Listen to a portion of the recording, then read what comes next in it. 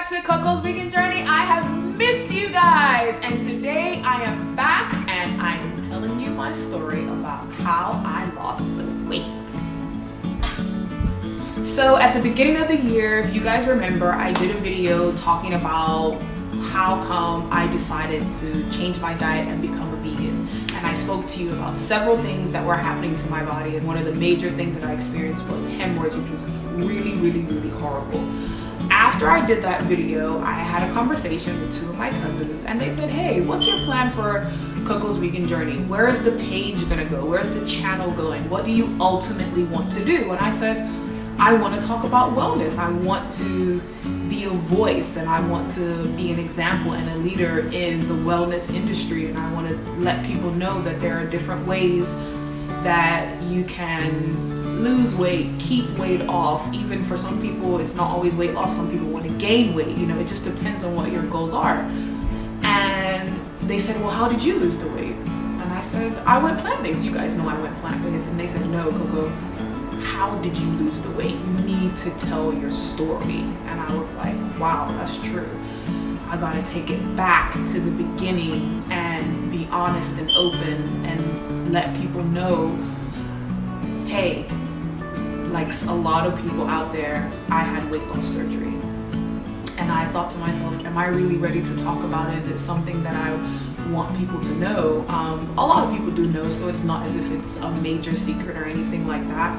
But actually me talking about it and being open about it was something that I just wasn't sure if I was ready for that attention, ready for, you know, the backlash, basically, if any. You know, I don't know what's gonna happen, but I decided that I was gonna pray about it, and I was really going to, you know, think about it. And I decided that, you know what, people need to know the struggle, people need to know the journey that I've been on. And something happened a couple of months ago. A friend of mine was messaging me, and they said, well, Coco, it's so easy for you. And I thought to myself, man, if only they knew. It's definitely not easy. So this is my story.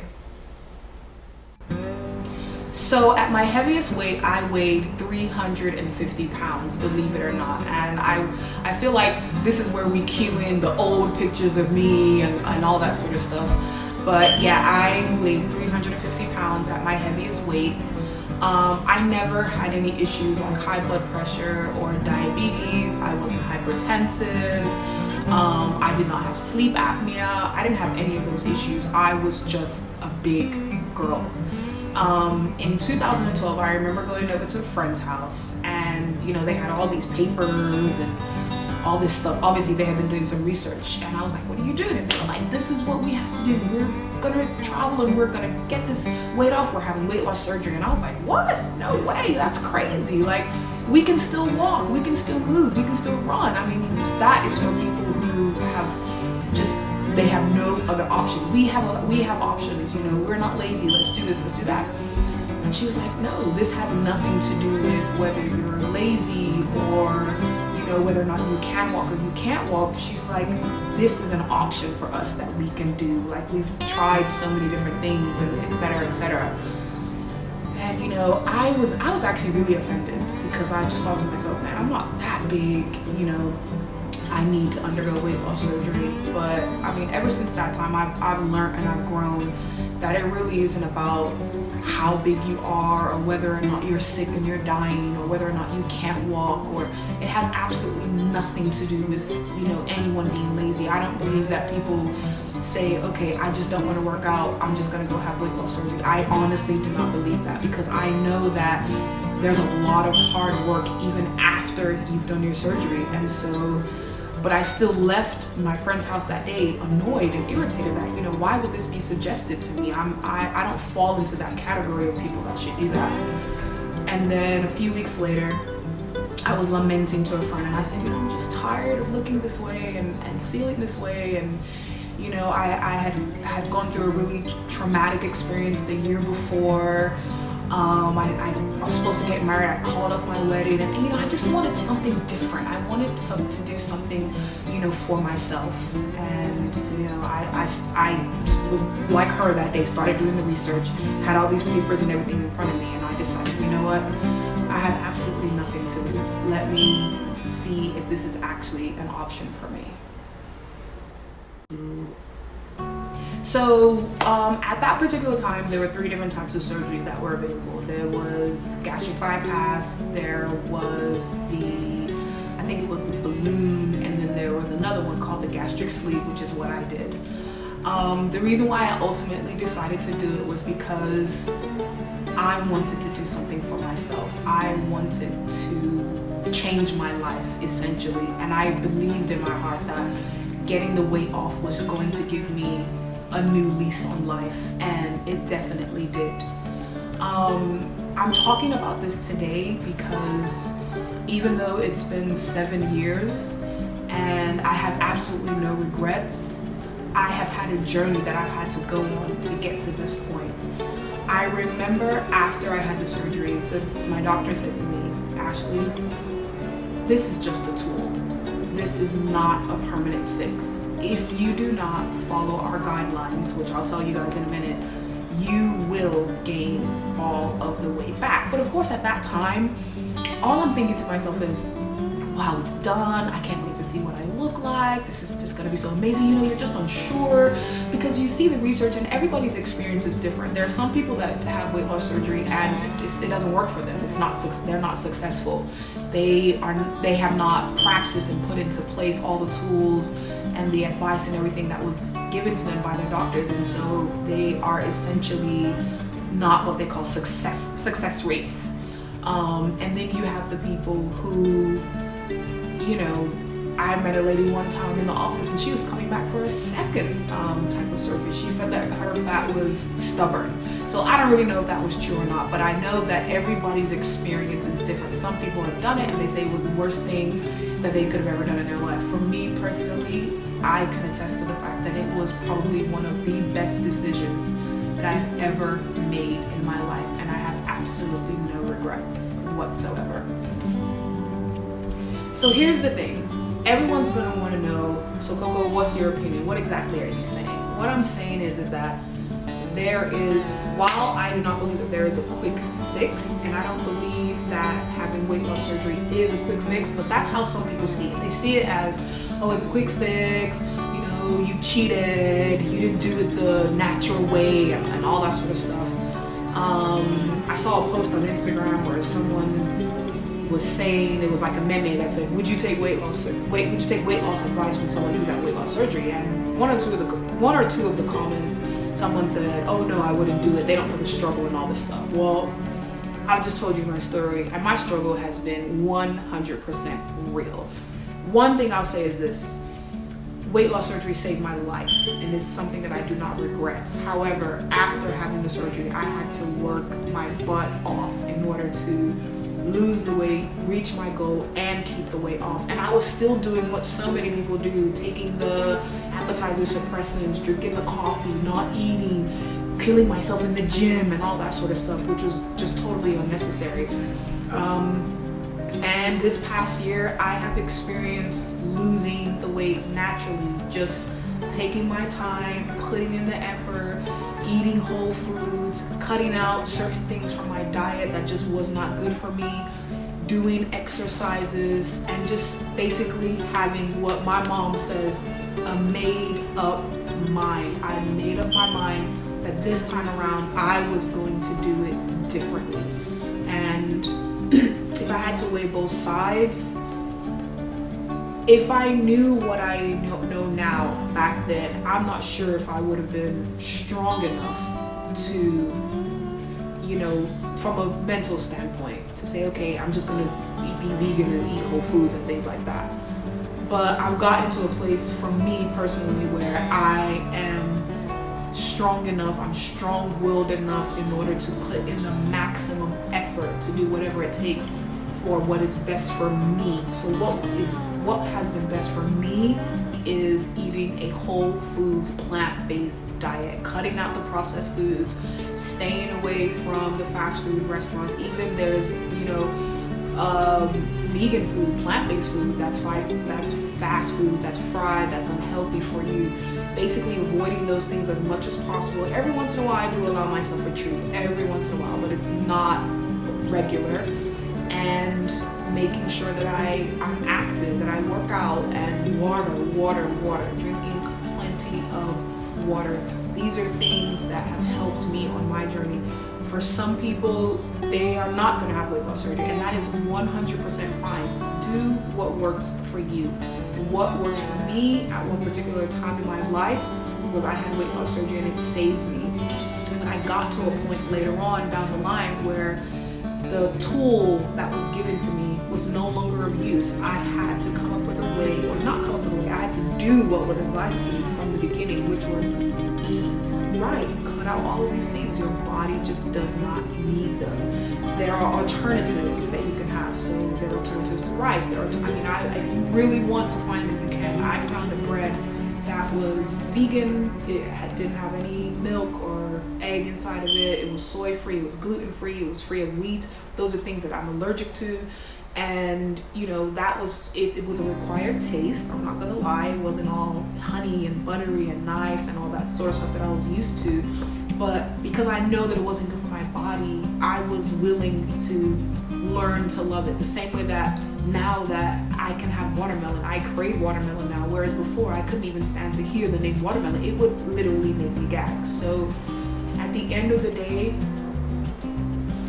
you have to do what's best for your body. And our bodies speak to us every single day. If we allow ourselves to listen to our bodies, we would know what our bodies are saying when our bodies are saying, no, we don't want this. But by the time we actually start listening, we're already sick. And by that time, our bodies are screaming out to us, please stop giving me this, please give me more of this, etc., etc.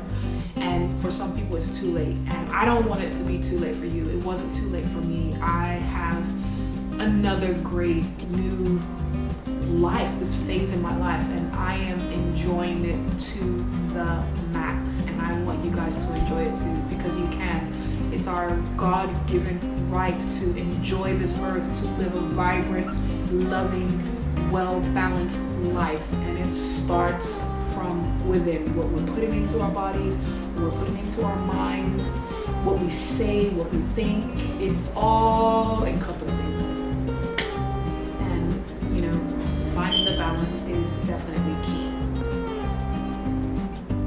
So after the surgery, your doctor says to you, hey, these are the things that you have to do.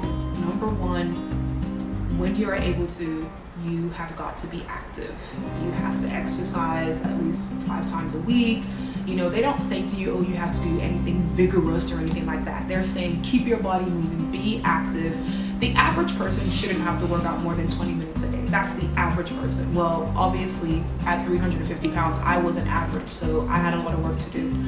They definitely tell you to drink lots of water, and there are certain foods that they tell you that you should avoid. So things like processed foods, fried foods, red meats, saucy foods, rice, heavy creams and milk, so ice cream, milkshakes, and all those sorts of things. They say to you, you should eat more of a whole foods diet. So plenty of fruits and veggies.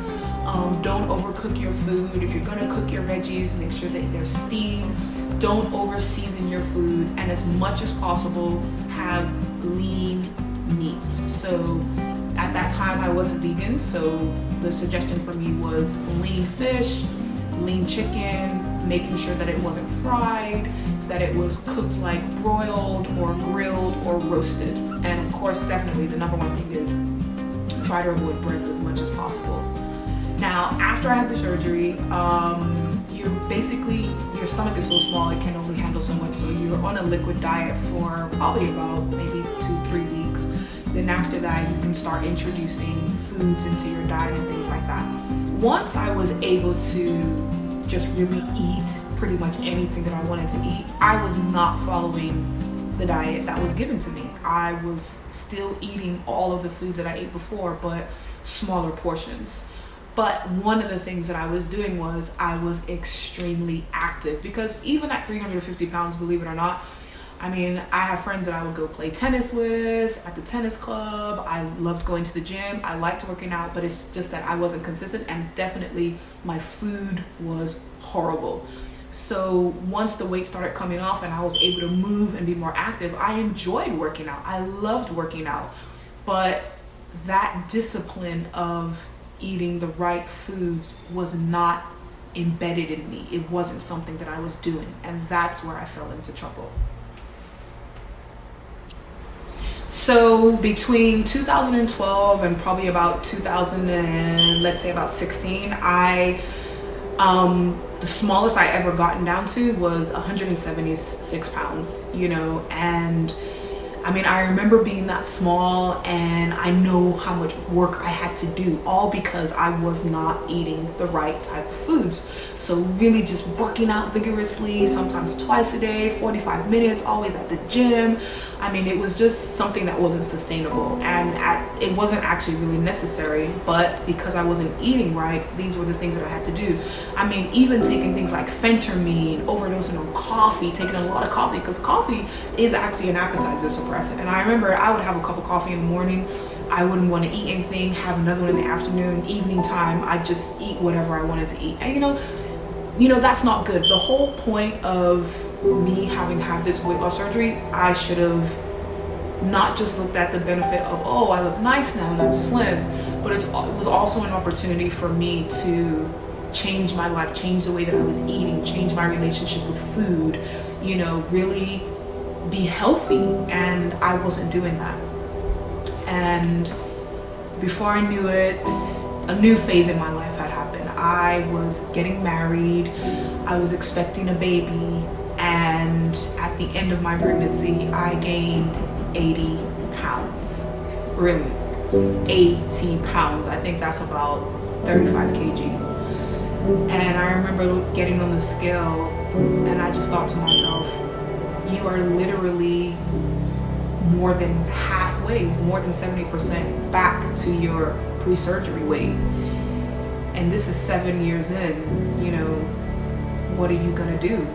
Your tool is no longer working for you. I mean, are you going to continue this way? Are you going to keep doing all the fad diets and, you know, making sure that you're eating less and then working out so vigorously? Or are you really going to make a lifestyle change? And that was a pivotal moment in my journey where I really had to decide, what are you going to do this time around? What are you going to do that's different? What are you going to do to save yourself? Because I was already almost 300 pounds and feeling sick, feeling horrible. It was just not a good feeling, and I needed to do something about it. So of course, one of the things that I did, which is what I know to do, was I started working out. I started working out with my trainer, you know, but I just didn't feel well. I just felt, you know, still so tired and lethargic. I just wasn't able to move as much, you know, I just felt really horrible. And then fast forward to, you know, the day that I just started doing all this research after the issues with the hemorrhoids. I started doing all this research on food and diet and, you know, what causes this and what causes that, and everything kept pointing to food. The foods you eat, they just don't make you fat or, you know, add weight or cause you to have diabetes or cause you to have high blood pressure. No, there's so many things that eating bad does to your body, does to your mind, and I was experiencing every single one of them at like the ninth power. It was really, really, really horrible. And I literally woke up one morning and I told my husband, you know what?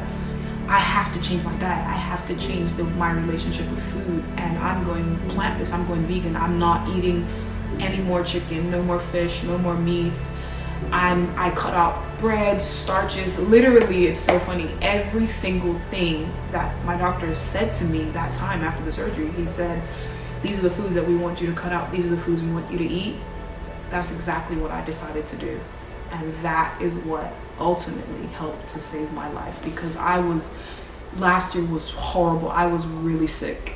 And I mean, I can't believe to go from where I was health-wise to where I am now, and to know that I did it just literally by just changing my diet, changing what I put into my body, changing what I use to fuel my body, to nourish my body, has made such a difference, not just in the way that I feel or look physically, but just my whole aura, just everything. It's been amazing.